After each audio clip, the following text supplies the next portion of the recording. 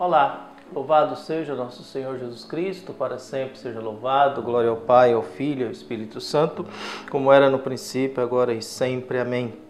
Queridos irmãos e irmãs, paroquianos da nossa paróquia, Nossa Senhora da Badia, Diocese de Cristalândia, aqui em Lagoa da Confusão, graça e paz, unidos na fé nesse dia 12 de janeiro de 2024, nessa sexta-feira, queremos abrir o nosso coração para ouvir o Evangelho de Marcos, capítulo 2, versículos de 1 a 12. O Senhor esteja convosco, Ele está no meio de nós. Proclamação do Evangelho de Jesus Cristo segundo Marcos, glória a vós, Senhor. Alguns dias depois, Jesus entrou de novo em Cafarnaum. Logo se espalhou a notícia de que ele estava em casa. E reuniram-se ali tantas pessoas que já não havia lugar nem mesmo diante da porta. E Jesus anunciava-lhes a palavra. Trouxeram-lhe então um paralítico, carregado por 4 homens.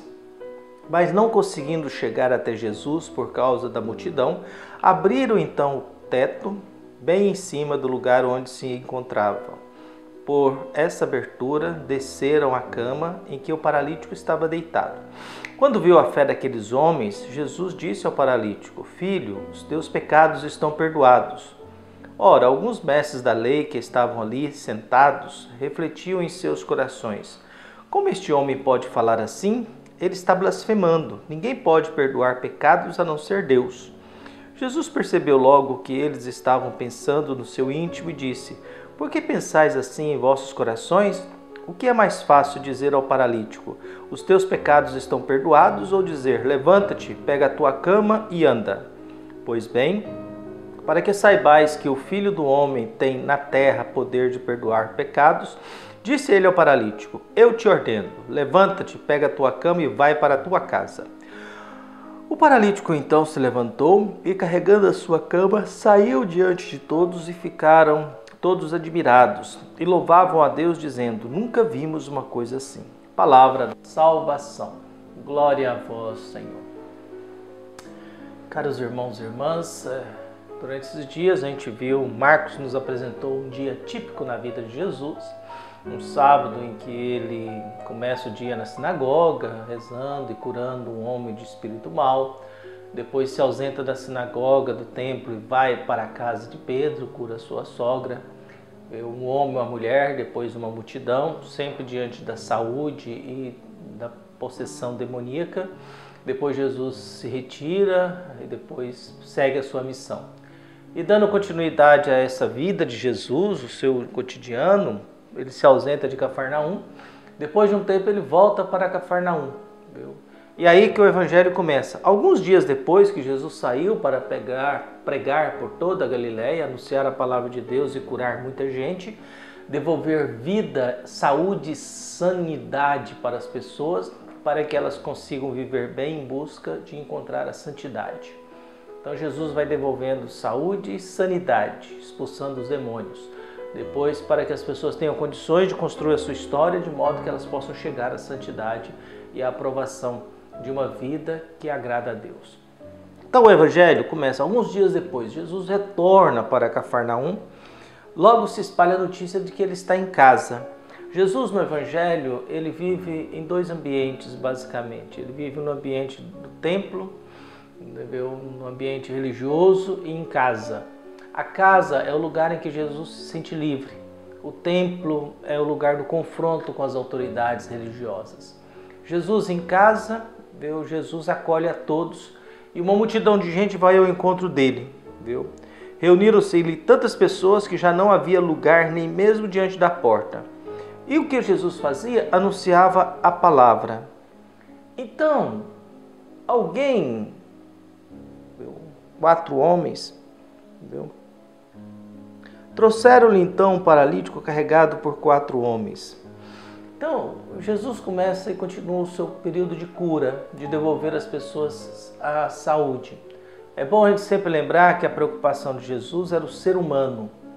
Era o ser humano, era a vida humana, a saúde humana, a dignidade humana e a felicidade humana. As preocupações de Jesus eram sempre humanas. Jesus não estava muito preocupado se você rezava muito. Estava muito preocupado que o ser humano curado possa vir. Então tem um paralítico, um homem que não é capaz de se locomover e vive dependendo de uma cama.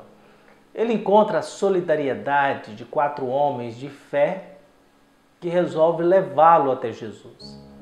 Ao chegar e ver aquela multidão e a impossibilidade de entrar na casa com um leito, então esses homens eles não são somente homens de fé e solidários, eles também são homens criativos. Só se não é jeito por aqui, a gente desce pelo telhado. Então sobe na casa e desce aquele paralítico até aos pés de Jesus. Jesus fica admirado com a fé daqueles homens. Alguém para carregar um paralítico e ao mesmo tempo chegar ao ponto da criatividade de descer o leito pelo telhado, isso impressiona Jesus. Viu? Isso literalmente impressiona Jesus. Por isso, o Evangelho de Jesus viu.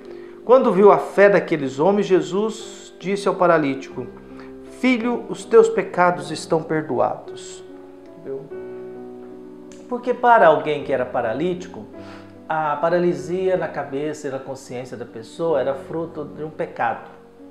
Para a pessoa que ficasse doente, era fruto de um pecado. A doença, a paralisia, a cegueira, a lepra, era sempre fruto de um pecado. Então, para corresponder à mentalidade, a primeira coisa, a pessoa tem que se sentir perdoada. Por isso que as pessoas sempre pediam: tem de piedade, perdoa a gente. Viu? E Jesus oferece para ele inicialmente aquilo que ele precisava: tirar o sentimento de culpa de que ele tem um pecado. E por causa de algum pecado ele ficou paralisado. Viu? Ele ficou paraplégico, ele não anda. E precisa da solidariedade de 4 homens que são solidários, têm fé e que são criativos. E graças à solidariedade e à criatividade desses 4 homens de fé, Jesus observa o que eles fazem. O Jesus não fala se o paralítico tinha fé. Fala da fé daqueles que o levaram. O paralítico nem fala, ele não se manifesta, apenas está presente.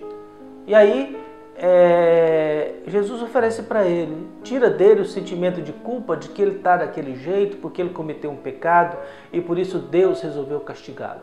Por isso os teus pecados estão perdoados. Só que ali existem os fariseus e na cabeça de um fariseu só Deus pode perdoar. Só Deus pode perdoar e existem regras para se curar um ser humano. Não se pode curar ninguém no sábado. Então a religião determina a ordem da cura e dos milagres, como também determina o perdão. A religião determina quem pode perdoar e quando pode perdoar.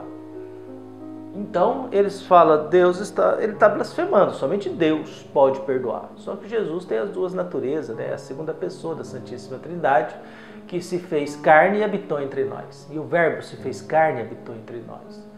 Diante disso, Jesus, sabendo e conhecendo, falou: pois é, para vocês perceberem que o Filho do Homem tem a autoridade de perdoar os pecados, e ele diz: o que é mais fácil dizer? Se os pecados estão perdoados, ou levanta-te, pega o teu leito e vai embora. Então Jesus se sente desafiado e Jesus aceita o desafio. Olha, para vocês entenderem que o Filho do Homem tem poder para isso, perdoar os pecados, ele olha para o paralítico e diz: eu te ordeno, levanta-te, pega o teu leito e vai para a tua casa. E ele obedece. Ele pega a sua cama, passa no meio de todo mundo e vai embora. Ele não podia entrar, mas ele saiu.